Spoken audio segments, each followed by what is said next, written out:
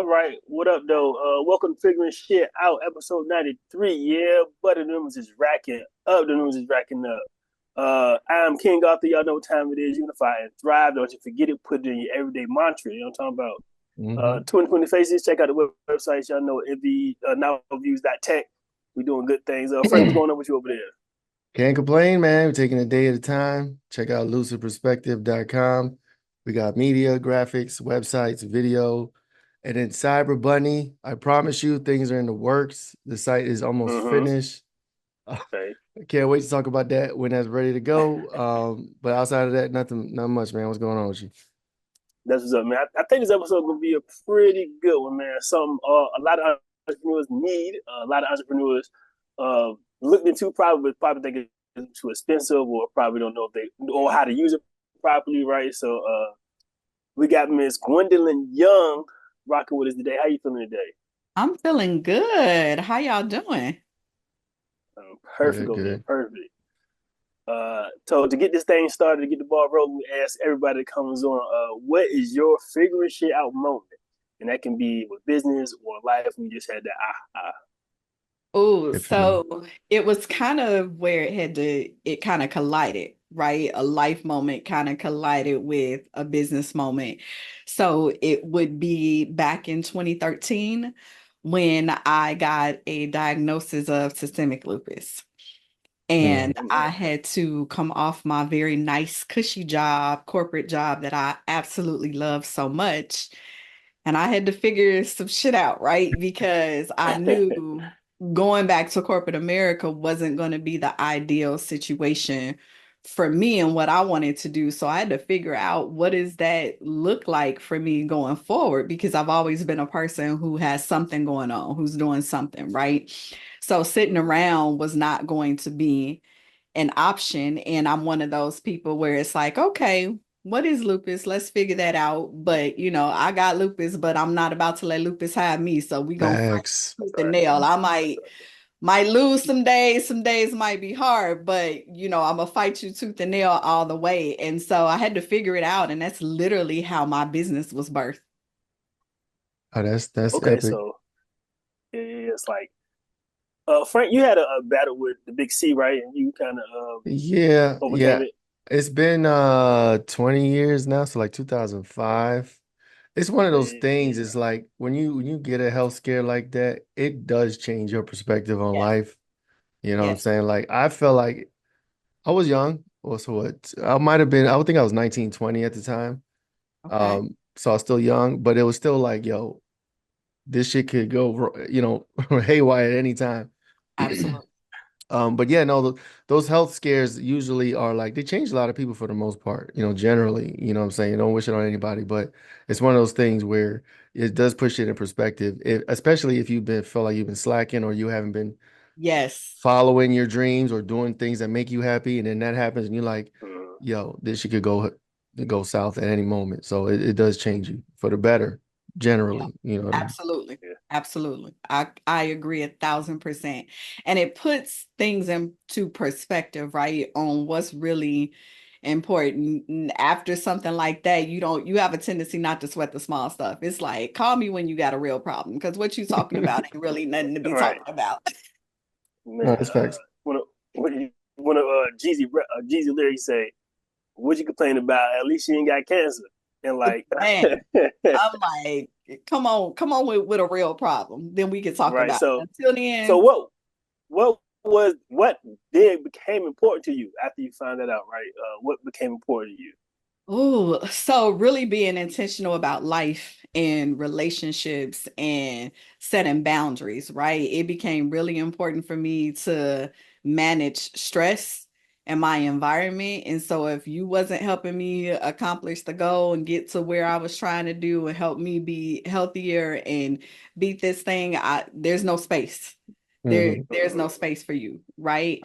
And so becoming super intentional, one, about what I want, because like that cliche of you don't know when your time is coming was no longer a cliche, right? That's not a Right. cliche anymore. That's like a real life thing. Like tomorrow could be it, the next day could be it, today could be it, right? I'm fine today, tomorrow I may not be so fine.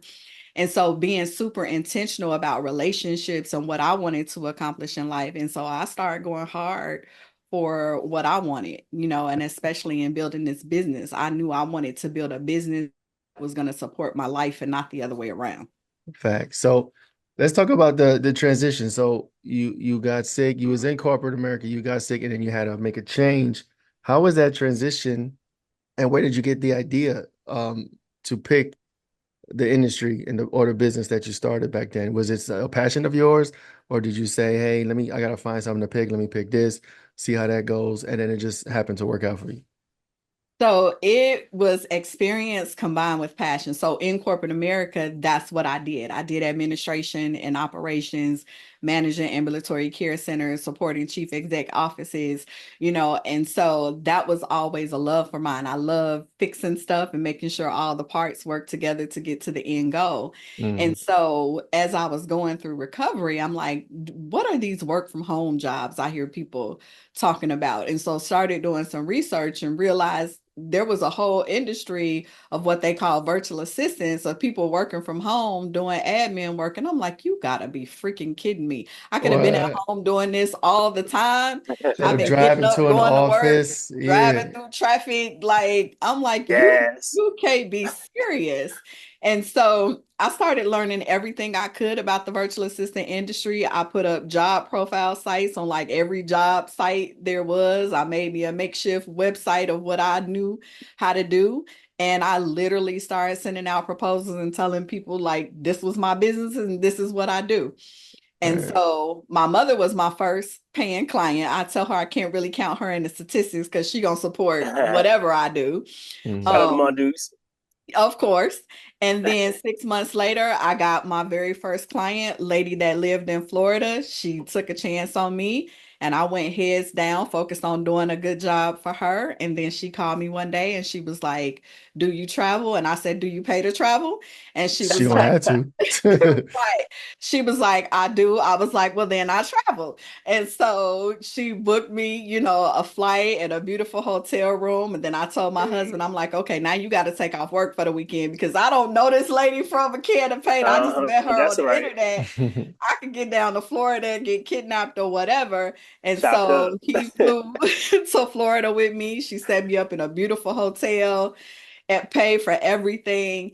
And I supported her on the ground with her event. And it was the first time I had seen somebody make like thousands of dollars in a matter of minutes. Like literally, Ooh, people were just handing over credit cards. And we did like $40,000 in like 30 minutes. And I was like, whoa, what the hell just happened? Wow. crazy. And Man. I'm the type we want to know, like, if you can share, Yeah. what was she selling? What was her product It or Landed was you a a whale. coaching program. It was coaching? a coaching Okay. program. So it wasn't even a physical product. It was a coaching program. She was a psychotherapist and she was teaching other psychotherapists how to build a six-figure practice. No, that's a bar. And I That's was like, okay, this could be a real thing. Like I have literally tapped into something. Hmm. Like, let me get back to Chicago and really start mapping this thing out. And I took right. everything that I learned in corporate and I started applying it to my business. I'm like, oh, we had policies in corporate. We need policies for my business, right? We had a budget in corporate. I need a budget for my business, right? I need to start doing all these things. Let me figure out my client experience process and onboarding. And I went heads down. And then she started referring her other colleagues and they started referring their Hey, colleagues. And before I knew it, I had more work than I could handle myself. So I hired my first assistant. dope. Got him. And And then I was like, oh, this a thing. Like they just kept coming. So I just kept hiring, more assistants. And then I was like, oh, I got to figure out how to get this agency thing under control. And so I hired a coach for myself to teach me how to build an agency. no, that's Hold dope. up. She just went from 0 to 60 real fast, right? That So like, part.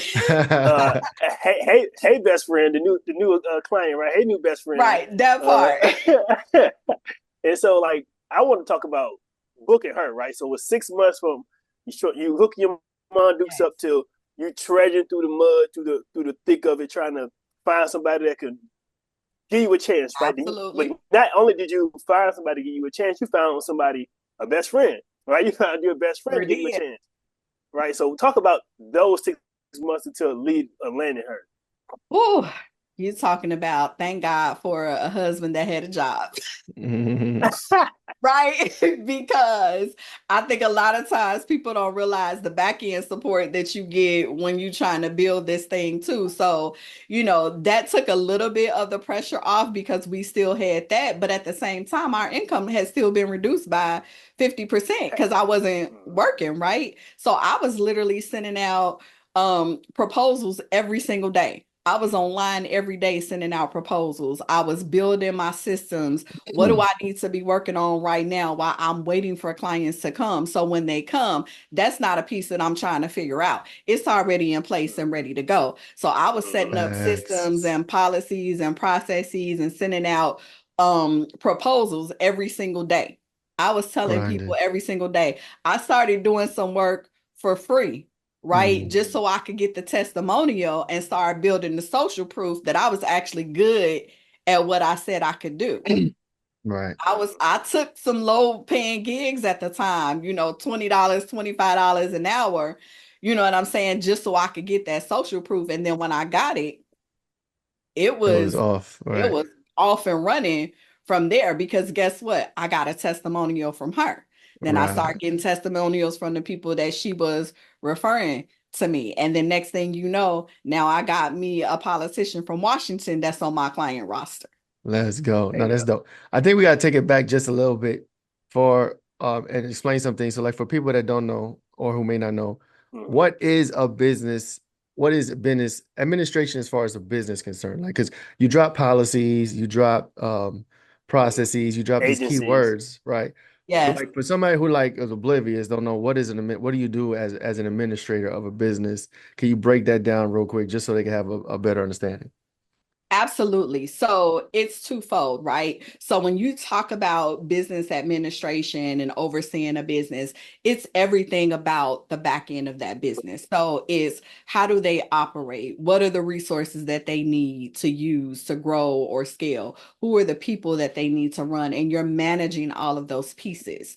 And there's different facets of that, right? So we have clients where we do admin in the sense of serving as like an executive assistant. So that's taking care of like their travel and data entry and research, managing their calendars, organizing their files, those kinds of things. But it's also the systems and processes piece that you heard me talk about, where if they need to implement, let's say, a customer relationship management system or email marketing system, those are things that we can support to implement as well. Maybe they need to hire somebody for their team. And so we can do sort of like the sourcing and building out the applications for that and doing first round of interviews, right? To get you to that space. It could be managing your expense reports and making sure that you got receipts for all those purchases so you can get them tax deductions. Right. And breaks come tax time. And so it could be personal things as well in terms of, let's say you have an elderly spouse or parent and you need to book doctor's appointments. You don't necessarily have the time to do that, right? If you got to choose between booking some doctor's appointments and making some money, I'm sure you want to go make some money. So you can hand off going to do that other stuff to your administrator, right? So all of that encompasses part of business administration.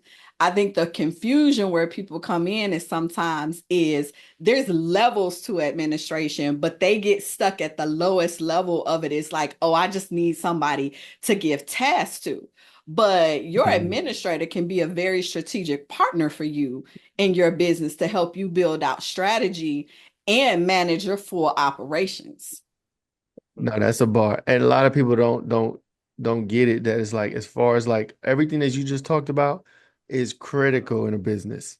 Yes. You could have a super dope idea. You could have a super dope idea for a service, an invention, or a product, and you could try to bring it to market. But if you don't have these processes in place by people that know what they're doing and are competent, if you are not yourself, a business will fail just before it gets off the ground, because all those things are critical. Hugely critical. Are you looking for a media agency that covers all the creative tasks that make a business successful? Lucid Perspective produces elegant, high-resolution graphics and logos, high definition and 4K video, complete with treatment concepts and innovative editing. Lucid Perspective provides photography services such as fashion, advertisements, product or service, and aerial photography. We also help businesses build their brands from the ground up with complete campaigns that will make your business attractive to your target audience. We can bring your brand to the masses with our effective and strategic marketing campaigns to include sales funnels, eye-catching advertisements, breakthrough digital marketing through social media, and other digital avenues. Visit lucidperspective.com today. Absolutely. Yeah, So I want to know, like, so let's talk about how does a business know, right? How does one know that they are ready for a virtual assistant, and how would they recognize which avenue should they get first? Oh, that is a great question. So if you're missing out on opportunities, number one, you know it's time to get you some support. If you got an inbox of 2, 3, 4, 500 emails that you have yet to respond to, and you don't know which of those might be an opportunity you just missed, you need some support.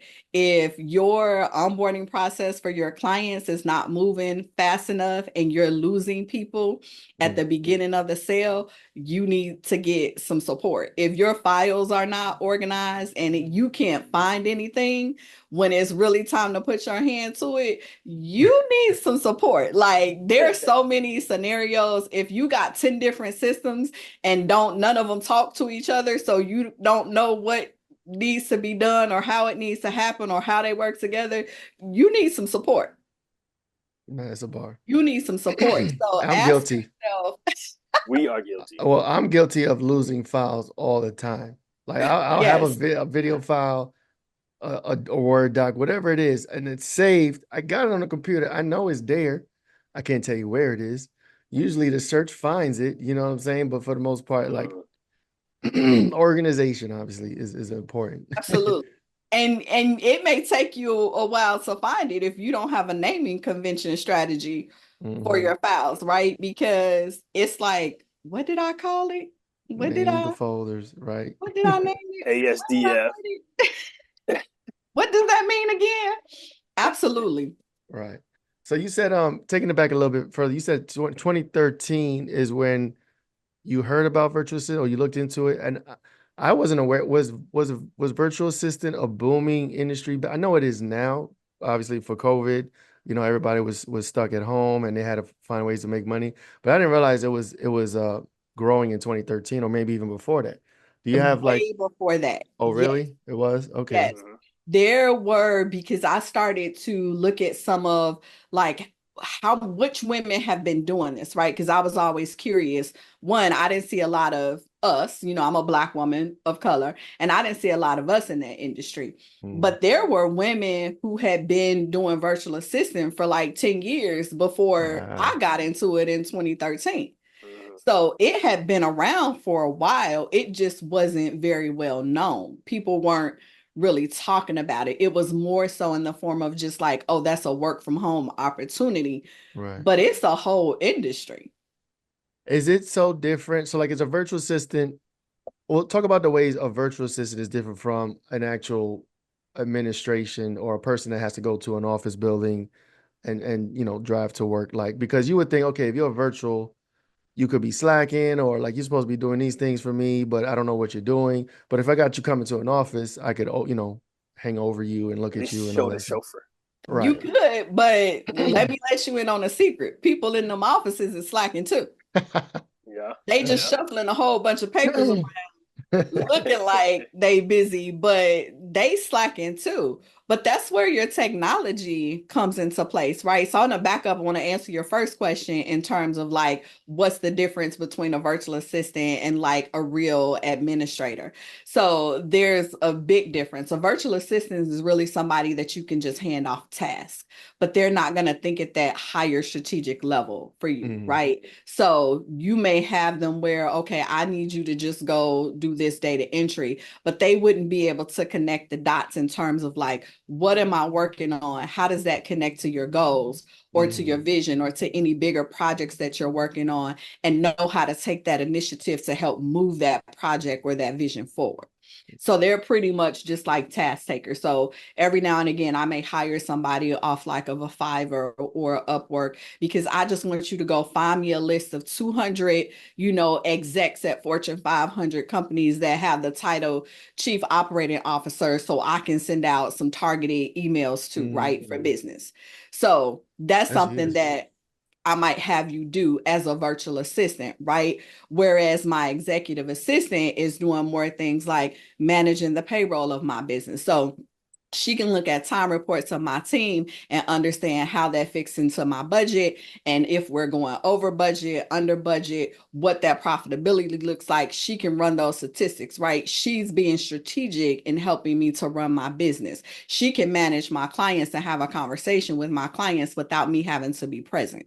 Right. So she's more of a representative of me when I'm not there. So she can oversee higher level tasks, if that makes sense. Now, in terms of like managing them in the virtual space, that's where your technology comes into place, right? Like we have a project management system, just like they would have in the office. So everything that we work on for every client is in our project management system. They have to clock in and out virtually, just like you would have to clock in and out if you were going to an office building, right? So we have these mechanisms in place. They have rules and processes and policies that they have to follow, right, in terms of attendance and, dress code, how they have to show up to meetings and things like that. That's where you see this beautiful background. If you're going to get on, you got to represent my company. There's a standard of excellence that we have, the same way that a company has if you walking into a building. We're going to treat this like the same space. Just because we're virtual doesn't mean that we get to operate any less than if we were walking through the door. Right. That's not an option. That's dope. Right.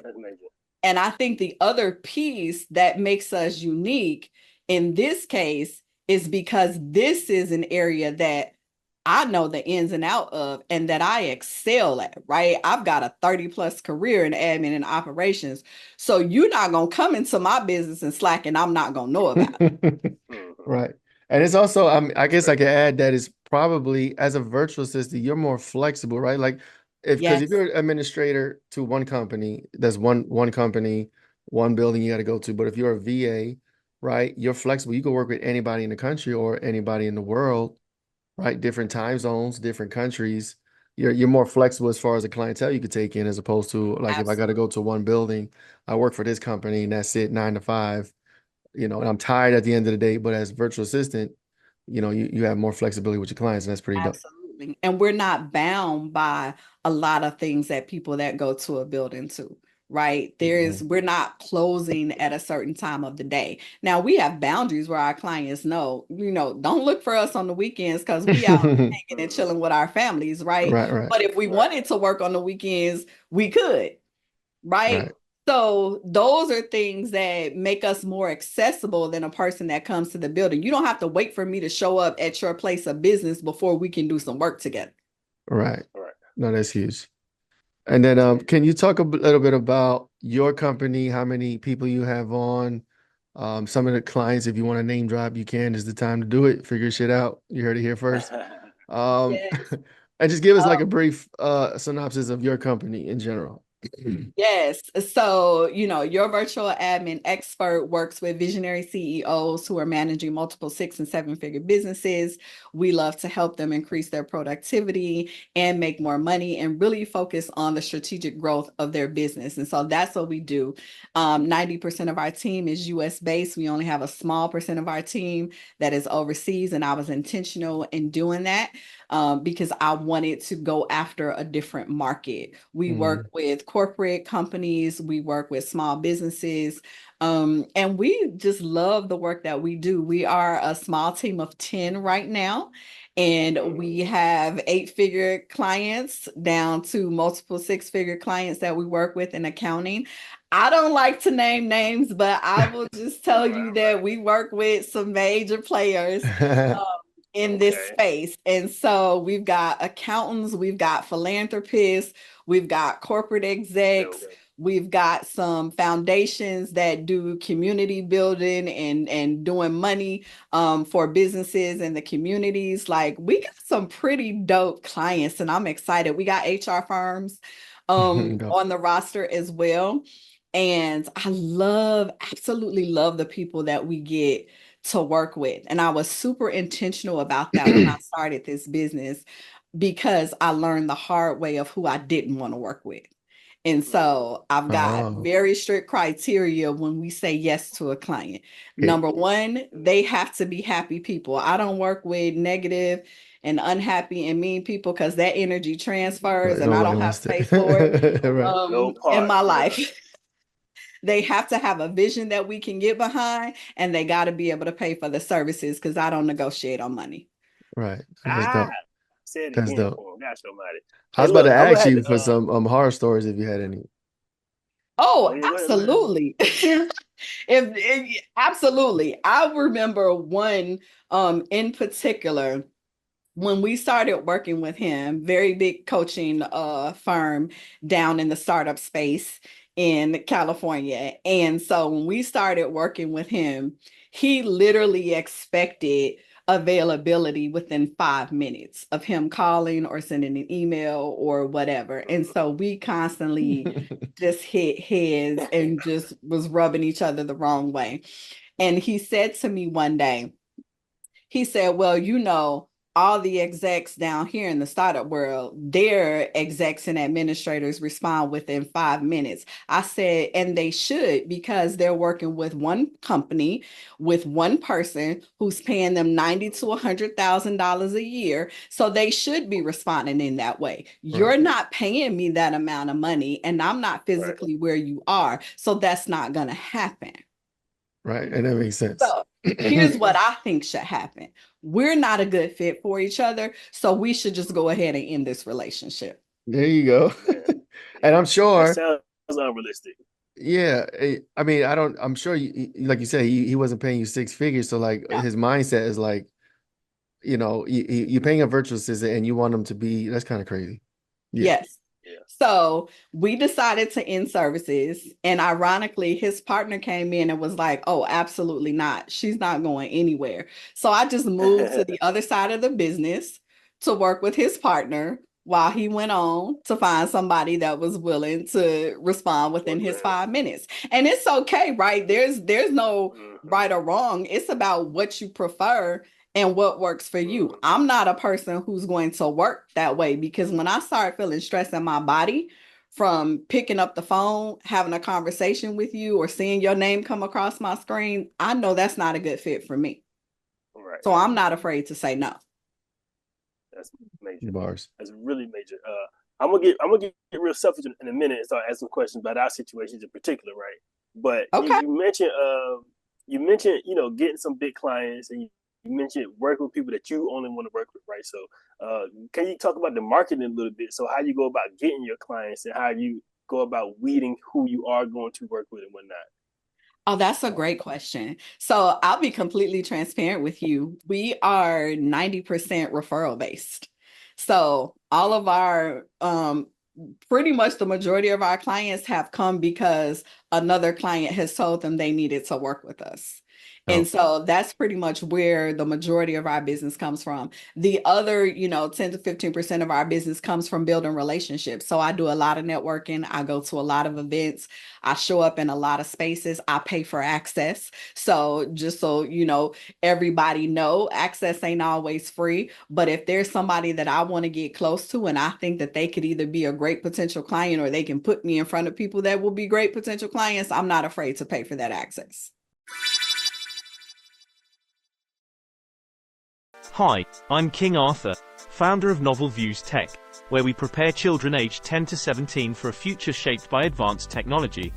Our curriculum dives into fields like robotics, nanotechnology, quantum computing, and more. But what really brings learning to life are our bi-monthly Exploring the Future of Technology webinars, hosted by industry experts. These webinars aren't just lectures, they're interactive discussions that connect your child to the pulse of the tech world, creating a learning experience that goes beyond the classroom. We offer a money-back guarantee to ensure you're completely satisfied. Equip your child with the skills to not just adapt, but to innovate and lead in the future. Join us at Novel Views, Tech and let's build their future, today.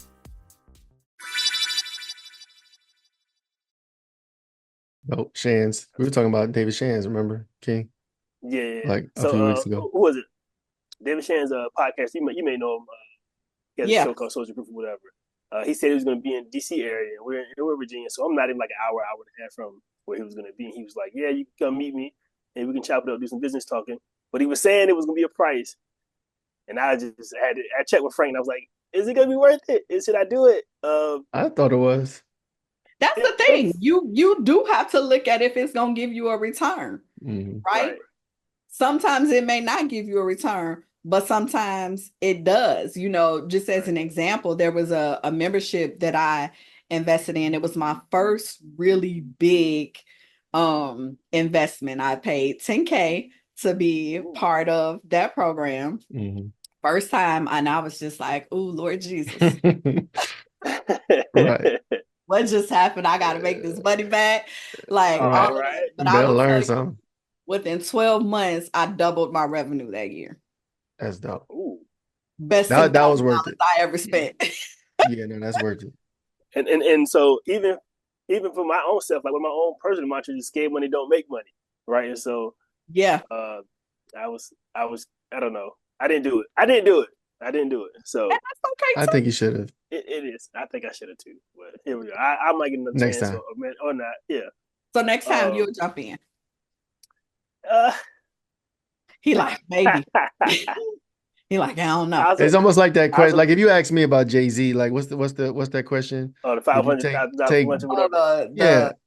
If you take dinner with Jay-Z or 500,000, I'm not that much of a Jay-Z fan. I'm taking the 500K. Me either. I'm taking the 500K because I'm thinking about the return I can make off the 500K.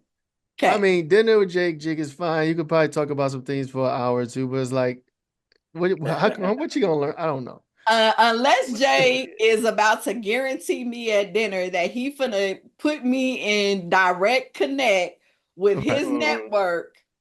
That is gonna, put me in some rooms, and he's gonna guarantee that, and I know some business is gonna come from it. Give me my 500K. Right. And I was telling King, I was like, it's good to do stuff like that, like get on a first name basis with somebody, connect with them, build a rapport. But after that meeting, you don't know where it could lead to a friendship, it could lead to a business relationship.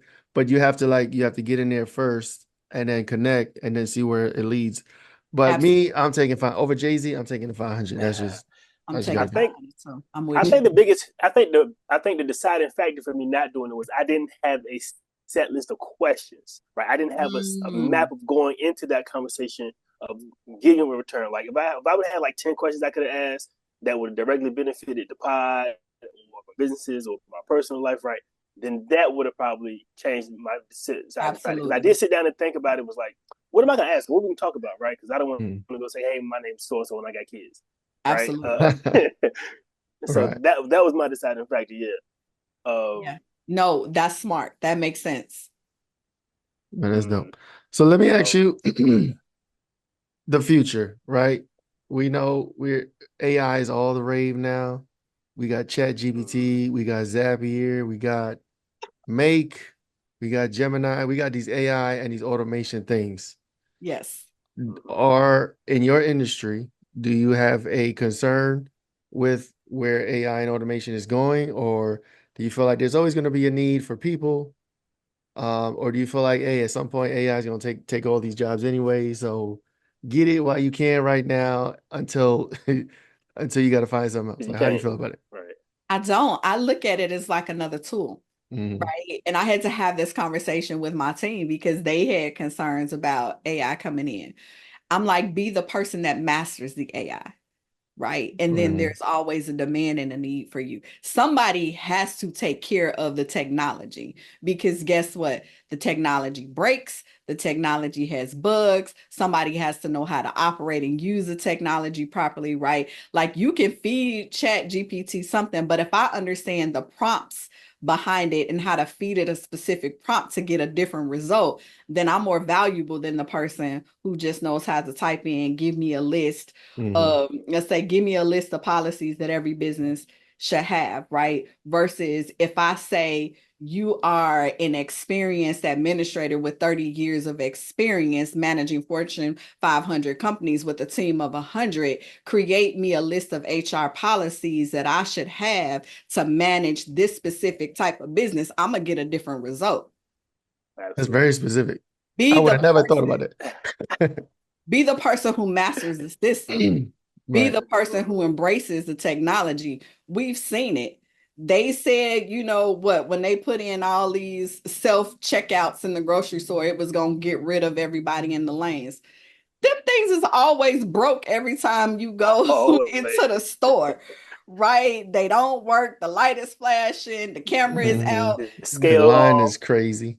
It's the lines are out the door. It didn't really make anything better. You still had a need for people, and they may have a need for people in a different way. So be the person who keeps up with it and be the person who understands how to use it and master it. I embrace it. It makes some things easier to do that you can get done faster, but it will never be able to think in the same way as a human. Right. And I agree to that. My thing, and we talked about this before. We had a whole episode on this, like AI. They call it AI, but I honestly don't feel I don't, like you said, I don't feel like it's thinking. I feel like it has a database of responses and it goes out to the internet. It has a huge a data set of information and knowledge to pull from, but I don't think it's thinking. Programmed it to be able to do. Right. I don't think I feel using the name artificial intelligence as how we think about it in movies and things like that, I don't think it's AI. It's just a marketing thing. They slapped it on there. They really should call it something else. Did we come up with a term for it? I forget what we came up with. There was another term we came up with I felt it was more accurate than AI. But like you said, it's not really thinking. It's not sentient. It's not a soul in the machine. It's not a ghost in the machine. Yes. It's really like a program, and you tell it something, it reaches into the database and it pulls whatever. And a lot of times it's wrong. So that's how you know it's not really reliable at this moment in time. It does help with a lot of things, but you can ask questions and it will give you the wrong answer with confidence. Absolutely. It will lie to your face. You know what I'm saying? And if you take that and run with it, now you boo-boo the fool. You know what I'm saying? So you gotta be careful with that. Absolutely. Frank and I are techies, and we like to say the computer's only smart as the user, and you kind of proving that with kind of prompts you put in, and don't let it make you look kind of crazy. Absolutely. Let's stay in the tech lane a little bit. Amazon just kind of announced that they're pushing their back to their office, 5 days a week. They've been cutting their management staff back. How do you feel about that? Because some companies are kind of urging people to come back in, government sectors and all that kind of stuff. So how do you feel about that? I think it depends on the business, right? And I really can't say without understanding the intricacies of the business, right? What does their economics look like? What does their finances look like? What are the reasons behind why they want to have people in the office? Some people are just doing it because they think that's what should be done, but it's been proven that working from home still works, right? They got technology and tools in place to tell if you're fine, if you're working and all of that stuff. So I think it really depends. And without the intricacies of the business, it's kind of hard to say. I know for me personally, it will have to be a very state of emergency to get me back into a building, because at this point, I'm probably would make a horrible employee because like you trying to tell me what time I gotta be to a meeting, and if it's too early, I'm gonna be like, I don't really like to hop on the phone before 9 a.m. I'm gonna be a terrible employee, right? But I know everybody doesn't have that option. And so you got to make the smartest decision for you. If you think going back into the building doesn't work, then find you somewhere that embraces remote work and do that. But companies have their reasons. Do they make sense? I honestly, I don't know. I think Absolutely. I heard this. I've seen this. I think Amazon's doing, well, this is conspiracy land. So I think Amazon, instead of laying people off and just like writing a bunch of pink sheets and like laying people off, they doing this so that they could, Do it the people themselves. will quit before they lay them They'll off lay so they can. themselves off. Right. So it's kind of like hey, we got to get rid of this labor force, or for whatever reason, whatever's going on with them. We don't want to fire them and look bad or lay them off and look bad. Let's force them to come back. The ones that are dedicated or that will stay or that will, whatever, they'll come. But for everyone else, Desperate. they'll leave, and it does the work for us. They lay themselves off, so to speak. That's what I think. But I don't know It's nothing. I don't work for conspiracy. Amazon. Yeah, I don't And work then there. in that same breath, when they lay off, they probably when they lay off, they'll probably have to give them a severance, right? So there's more money that Hmm. they got to push out. So if they quit themselves or lay themselves off, you don't get anything. You just get a see you later, nice knowing you. Right. Yep. Moving on, Yeah. right? And I think, I've been working from home. I work from home for over 10 years. Oh, yeah. I started About 2018. 14, yeah, over 14 years. I'm in cyber. The things that I do, I don't need to be on base for. Sometimes I At all. do. Most of the times At I all. don't. So it does work. You know what I'm saying? I like to think I'm productive. You know what I'm saying? I'm out there doing the good work of the I'm cyber very world. productive. You know what I'm saying? So I think Keeping Big more Brother safe. uh I Keeping Big I Brother think it's secure. yeah, I think it's a good thing. Obviously there are some jobs that it's not you can't work from home, right? Yeah. Labor jobs, certain jobs where you FedEx. gotta you gotta be there in person, right? Deliver mail, you can't remotely deliver mail, things like that. No. Um, but like, do you feel like the work from home industry is looking towards growth in the future? Because like you said, there's been a lot of pullback. Companies are like trying to bring people back in offices, but do you feel like despite that, we're looking at a future of more remote workers and more virtual assistants and just more work from home jobs? Or do you feel like there might come a time where it's like, all right, enough of this? Yeah, I definitely think there's growth within the work from home industry because Mhm. the pandemic has proved that, right? Once people realize, oh, I could be productive and I could have some flexibility to kind of manage my life around it as well, Mhm. there's a certain freedom that comes with that. And I definitely think that there's going to be an increase in that. And I know that just because, like, some of the studies that have come out just around the virtual assistant industry, like, it's boomed since the pandemic has happened and it's continuing to grow. The thing I caution people though about this industry is that everybody thinks that it's easy. Virtual assistant is always one of the first go-tos. And I'm like, okay, come on over here if you want to. But it ain't as simple and as easy as you think it might be because you're forgetting that it's a business now. It's Mhm. not a job, Mhm. right? There is a difference. There's some different things that you're going to have to do to make it work. But I think it's going to grow. I think Mhm. we're going to see a lot of growth in 25 for the virtual assistant industry. And a lot too, because these companies are requiring people to come back to work. And because of things that are happening in life, that's not necessarily an option for some people right now. And so they're going to be at that crossroads of where they're going to have to figure some shit out on what it is that they're going to do. And that's going to look like remote work. Right. And to be honest, the That's benefits right. outweigh the cons, like being free to take your kids to daycare, take them to Yes. school, Yes. doctor's appointments. Like you could schedule stuff on your lunch. You know what I'm saying? Like Yes. when you go to a Grocery building, store. Right? 9 to 5, you probably get an hour lunch, you get a 30-minute If lunch. you get an hour, you might get Right. 30 minutes. You stuck in a building, you can't really leave the building, you can't do nothing else. They make it hard for you, right? And then for doctor's appointments, they Yes. make you use PTO or use Yeah, or holidays you and got to stuff like go this. late after hours, or you got to do it on the weekends, which doesn't give you a whole lot of time to do the other life stuff. You still got laundry, grocery shopping. God forbid Right. your kids have events to go to. Like Right. it's just like before you realize it, it's Friday night and then it's Monday again. Right. And that's the way it's been for decades now. Like, but coming Right. into the new century, past 20 years or so, especially the past few years, it's like People waking up to this. Like, people don't want to be enslaved to their jobs anymore. No. You know what I'm saying? Okay, having a think- career and a job is important. Okay, you got to pay bills, you got to eat. Yeah. But how inundated do you have to be in order to maintain that? You know what I'm saying? People tired. It's exhausting. Man. You know, I ask myself, you know, when I hit 10 years, I'm like, how did I ever, right? How did I do that? Driving across town to go to work, driving across by, and I'm in Chicago, so our winters are horrific. Oh, I So an know. hour commute in the winter with snow could easily turn into a 2 to 3 hour commute. You're exhausted by the time you get home. Yeah, I went to basic in Chicago. I was out. I was in the Navy. I joined the Navy in the winter. I was up there in the winter time in 05. I just missed it. It is now 2023, going on 2024. Why don't you have a VPN?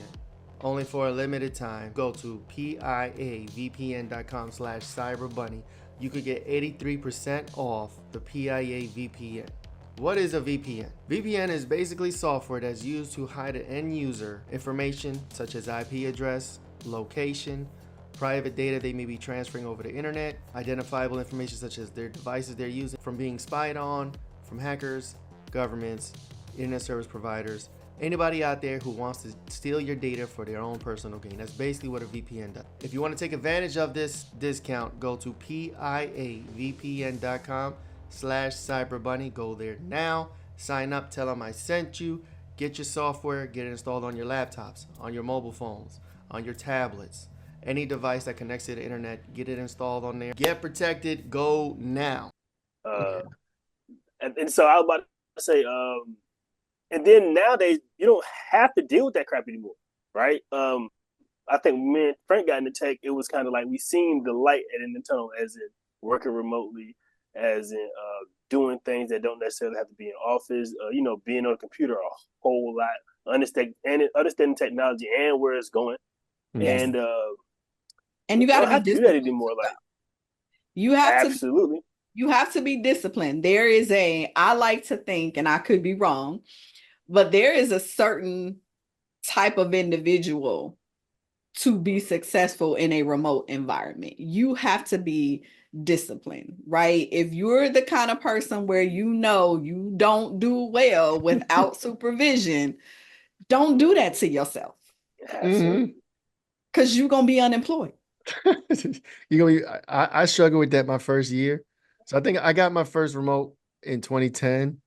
And I was so used before that. I was used to being somewhere, being in the office, getting up early. I had a shift that started at 5 in the morning. You know, I was always out. Then it was funny. My first week, I was so confused. Like, my brain couldn't grasp what was happening. So like, I got up, didn't have to get dressed, didn't have to go nowhere. I had a computer. I turned it on. I logged on. It came on, and I'm there like, what am I doing now? You know, so like it took an adjustment. Right. There's nobody above me, like nobody hovering over my neck, nobody to look out for.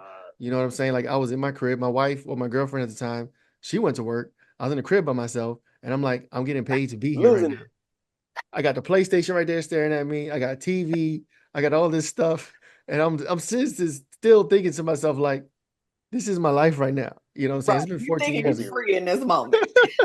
Right. And I was so confused for like the first few weeks and the first year. And then I got into the groove. I was like, okay, I can't miss deadlines. They schedule meetings. Okay, you gotta be in the meetings.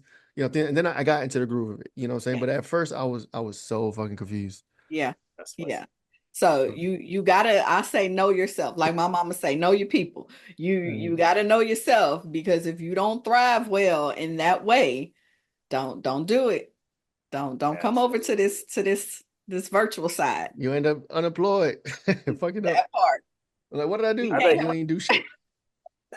The same thing goes with tech. People say you got to be a particular individual to get into tech. I tell people all the time, when I was in school, I would be sitting in front of a piece of code, looking at it, and my food would be getting cold, and my phone would be ringing, and I didn't want to touch it because I was so fixated on, fixing the issue. But once I found my semicolon, once I found my missing quotations, I felt that aha moment. It was like, I can eat now. But if you ain't willing to endure that type of anguish, I guess, or patience, absolutely, this isn't for you. And that's for your craft. period. Mm-hmm. Right? Right. Definitely with tech, but even just for your craft.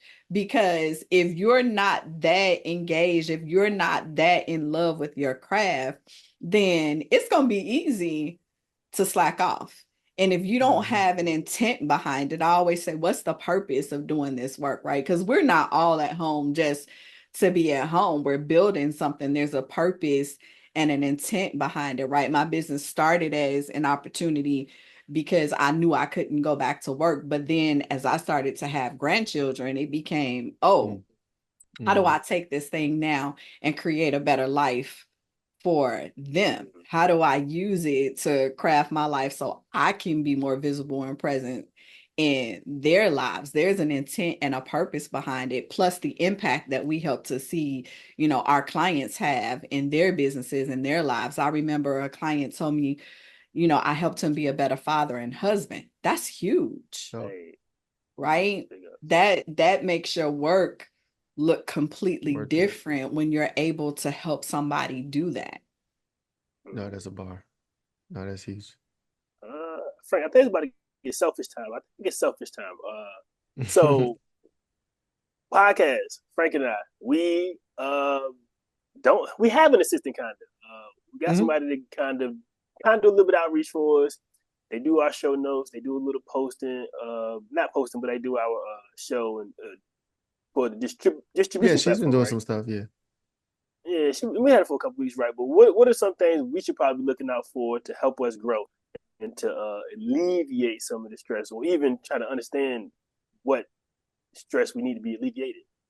Yeah, so that would be my first question is, where are your pain points? What's giving you the most stress right now? What area of your business? Posting clips. So like we take this hour, right? Like most of our my printer's tripping. So most of I heard that, right? I'm not crazy. All right. So most of our episodes are like an hour, and we try to do an episode a week. So like during the week, okay, we got the episode, we posted this everywhere, yada yada. And then it's the clips, cutting clips out, and the consistency with posting. You know, they say you're supposed to post 2 to 3 times a day to really like get engagement and to build accounts. Oh. That shit's insane. You know what I'm saying? So Why isn't your assistant doing it for you? great question. King Arthur, why isn't our assistant posting all these clips? I don't know if they have the time or the capacity to. Have you Right? had the conversation? I have not, but I do know they have a full-time job too, right? So assisting isn't their full-time thing. So I guess we could ask them to, but it also be a knowledge transfer, I guess, for me and him to let her know what kind of clips we want posted and the consistency or the level of which we want them posted. So Yeah, there's a couple questions I have for you. What was your process when first hiring your assistant? Did the two of you guys sit down and talk through, like, this is what we need? Here are all the things that we want to have done. These are the things we need to get off our plate. These are the things that are causing us stress. And then actually develop the role that you actually needed. A lot of times what people do is jump in and hire an assistant when assistant may not necessarily be the person that they need at that moment, right? They don't even know what they want them to do. Role. Yeah. Right. So that's the first thing I would encourage you to do, is to get clear on what it is that you really need. Because maybe, and this is, you know, no shade for the person that's working with you, but maybe you don't need a person right now that has a full-time job, because you need somebody that has more capacity to be able to do some of these other things that's causing you stress. So you saying fire RV and get a real VA? I did not say that. I did not say that. And you know, the thing is, I know for a fact, like other podcasts, like ones that are bubbling and ones that are successful, I know for a fact that the hosts or the talent or the A mic, B mic, whoever, for the most part, they show up, they do the interviews, they record the content, and they walk away, and they got a team of people editing, posting, you know what I'm saying? So they really don't have to touch that. But when you start off, like, you know, obviously we have, it's like, okay, we got to do this. And we got to do all that until we build the team, till we get to that point. So I just look at other podcasts and I'm like, I just know your ass just recorded that day and you never touched none of these clips. You never posted a goddamn thing. Somebody's doing that for you. And I almost envy them for that. But I know that's a smart way to do it. You know what I'm saying? We just gotta build up to that level. So it is, but you grow to that, right? But you also like start thinking now and making a list of what are your needs. What is it that you need? What's the piece that's giving you the most stress? Because you might be able just to take that piece out and give that to somebody. Because I always say you're paying the price for it regardless, even if it's not financially. It's in time or it's in energy or it's in stress, right? But you're paying for it. So maybe the most important piece is not the piece that you need to be given to your current assistant. Maybe it's something else, right? Are they working on the things that can take the most amount of stress off of you? Right. Honestly, I think what it boils down to, and I think we talked about this before, is a social media manager. Like a social media manager is printer. Yeah, you hear, right? Going through something. Frank. I don't know what's happening. It's getting hacked right now. But the social media manager is somebody who generally grow accounts, post, build engagement, build followers. Can help you build a strategy on how to do that. So that's probably what content is hitting, what content is not hitting. And again, that's why it goes back to sitting down and you guys having a conversation around what your need really is, because you may or may not have the person that can do that. So we had that conversation about what the system is doing now. That was some of, so Frank's our tech guy. He's our digital media guy. So he was like, these little teeny tasks, I can't do them anymore. I'm freaking out over here. And I was like, I got 3 kids. I can't do it. You know, so right. And so that's how we ended up getting the VA for that. But I think it is time to revisit that social media manager conversation. Absolutely. See what we can do about that. That'd be dope. Yeah, that'd be a dope conversation. Yeah.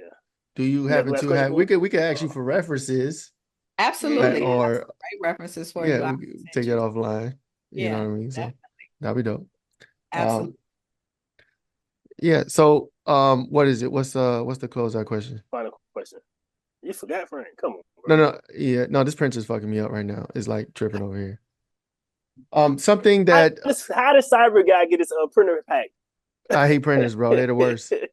Printers are a nightmare for everybody, for every IT guy. Trust me. And they got their own industry too. Like every company has their own like printer people, and it's like weird. Like just deal with printers. It's the worst. Anyhow.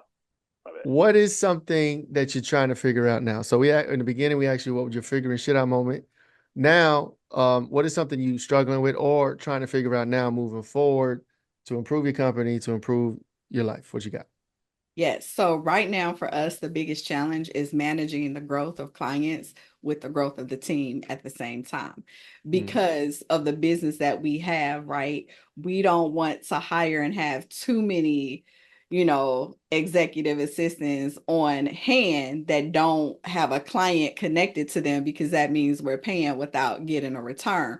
But then we also don't want to have clients coming too quickly and we don't have the people to support them. So we're in this delicate balance of like, how do we build this bench of really great skilled people and how to measure that with the same tempo of when the clients are coming in, right? And so that's been a little tricky to figure out, because I'm not real big on just paying people to be around. If you're not getting me a return back on the money, like you can't be here. But we all know that clients don't come at the same time that you have people, right? And so that's a big thing for us, because our current team can get to capacity really fast with them supporting, 3 to 4 clients. We found about 3 clients a person is the sweet spot. And so then it's like, as soon as that person gets their 3rd person, now here comes 2 clients, and it's like, now I got to go do this whole sourcing. Now I'm on like a recruiting, hiring frenzy for like 30 days trying to find the right people to be able to support these clients. So that's the tricky part that we're trying to figure out now. And so I'm just like building relationships with VAs and executive assistants and continuing to have those conversations and touch points so that when those clients come, we've already done like the interviewing, recruiting, vetting process, and we can literally just bring those people in and start onboarding them and getting them to work. That's been a bit tricky. Yeah, that's smart, especially if you get a new client. So would you, if you put, like, let's say you get an influx, like 5 new clients, would you take them on and then hustle to find the work, or would you push back and say we can't support you right now? You know what I'm saying? How would you handle that situation? It depends. I've had to do both, right? So we took, and so I'll give you an example. Back in May, we had a really major corporate client that came on that we started working with. And right after that, we got 2 more corporate clients that came. One of them we had to refer out. So we have partnerships with other virtual assistant agencies and with recruiters who find VAs for companies. One of my best friends has a recruitment firm for VAs. And so when we get to capacity, I say, let me connect you with Ashley. She can, find you somebody. So one of them I had to turn away. The other one I pushed back. I've gotten really great at saying, hey, we're going to get you started with your onboarding process, but the work won't start until, let's say October 1st. So that'll give me 2-3 weeks to get the person that I need in place. Right. And because I've started building those relationships and have people I can reach out to or speed dial, then it can move fairly fast. But I've gotten really good at saying, we're onboarding a month out, right? So when September 1st started, I literally say, yes, we can onboard you, but we're onboarding for October right now. We're never onboarding for the current month. That's super smart. That's dope strategy. Well, thank you so much. This was a super dope conversation. We learned a lot. If you can, share your socials, your website, where people can find you, where people that might be interested in being a VA can find you. Maybe you can, they can go over there, you know what I'm saying, work or whatever. So let us know where they can reach you. Absolutely. So you can visit us on our site, which is yourvirtualadminexpert.com, and you can reach out and connect with us across all social media. Our handle is YourAdminExpert everywhere to make it easier for you. And yeah, connect with me. I'm on Facebook, Instagram, and LinkedIn. So send me a message, send me a friend request. I would love to connect. No. And last question, unless King got one. Is there any accolades or education or certifications that a virtual assistant should have, or do you do training for that, or is there anything prerequisites they should have? Just experience in the virtual assistant world or as an executive assistant is what we look for. So we look for about 2 to 3 years experience.